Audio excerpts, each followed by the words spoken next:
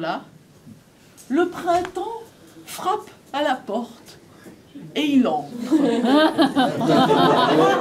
le printemps. Bonjour le printemps. Rose tu es, rose tu resteras. Oh la pauvre petite. La pauvre petite, quand elle a entendu ça, elle s'est mise à pleurer, à pleurer, à pleurer, à pleurer, à pleurer, à pleurer toutes les larmes de sa tige, tant et si bien que sa mère a fini par dire que sa fille allait se noyer. Pour la première fois depuis le début de l'histoire, la mère s'est mise à réfléchir. Elle a regardé sa fille dans les yeux et lui a dit « Bah pourquoi ? Bah pourquoi tu veux devenir une Marguerite comme ça ?» Et sa fille, elle l'a regardée et elle lui a dit « Bah tu vois maman, moi je suis comme toutes les autres. Dans la vie j'ai qu'un seul rêve, qu'un beau matin on me cueille, qu'on m'effeuille en me disant des mots d'amour. » Oh, c'est chou.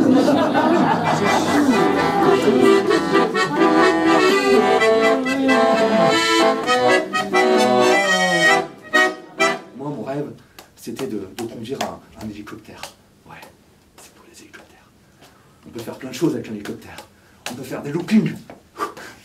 On peut voler en altitude. On peut même voler en razmotte. On peut même faire des slaloms entre les tours, comme dans les jeux vidéo. Par contre, éviter les tours jumelles. Il y en a qui ont essayé et ils ont eu des problèmes. Là, je suis rentré dans l'antre du dernier des Taraks. Un exemplaire énorme, effrayant.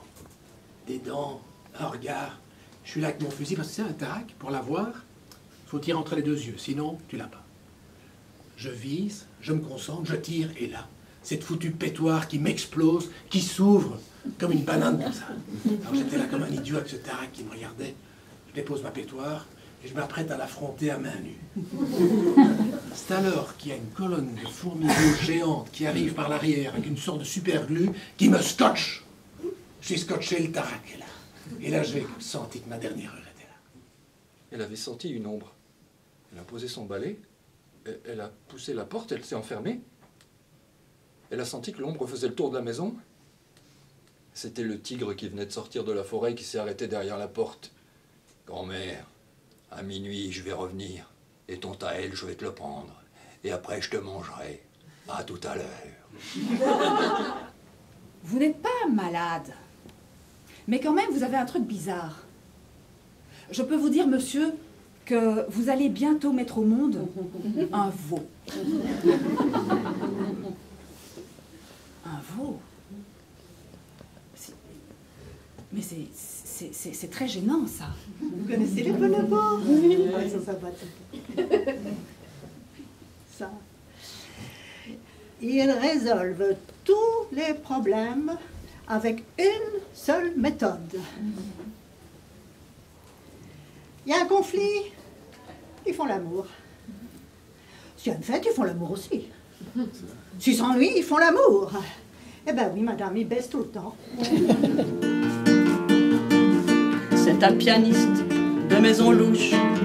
Aux filles louches, il fait des touches. Ça le rend triste de voir leur tête.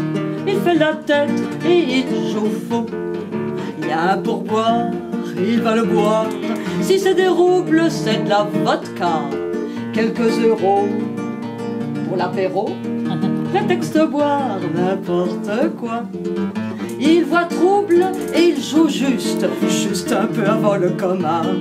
Sur son piano qui sent l'alcool, toutes ces folles batifoles. Ah, jouez-moi Mozart, j'ai le cafard du Beatles. Bon, je vais être dans le vent. On lui suggère à l'oreille le boléro de Fernandel, ça me réveille. Un jour, Don Marcello sort dans la cour de sa vaste propriété, et là, il voit une centaine de caisses. Alors, ce qu'il y a dans les caisses, je ne peux pas vous le dire. D'abord, pour votre propre sécurité, moi, vous en savez, mieux c'est.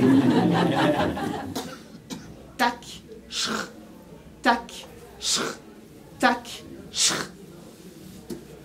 C'est une vieille, toute petite vieille qui avance le long du chemin.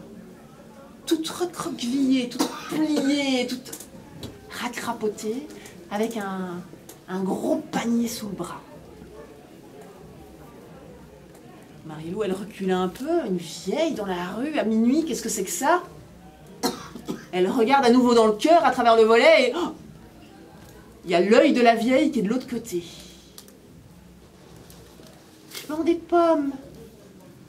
Tu veux une pomme? À midi précise, Madame Bonnefoy installe son linge, qui vient d'être fraîchement lavé. Elle allume la TV, et vous savez ce qu'elle regarde? Vous devez le savoir, je suis sûre qu'il y en a quelques-uns d'entre vous qui regardent.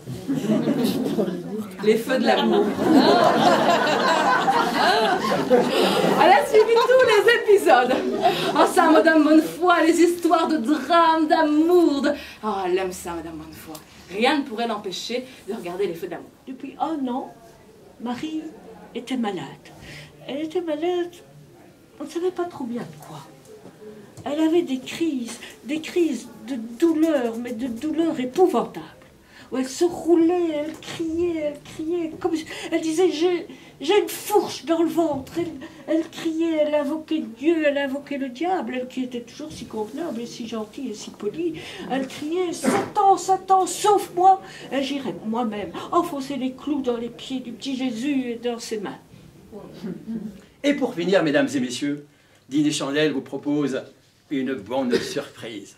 Vous trouverez au fond 2 sachets de champagne en poudre. Dilués dans de l'eau, vous obtenez une veuve Clicquot millésimée qui va vous émoustiller avec nous.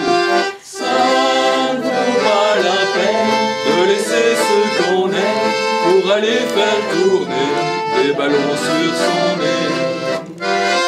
Ça fait rire les enfants, ça ne dure jamais longtemps, ça ne fait plus rire personne quand les enfants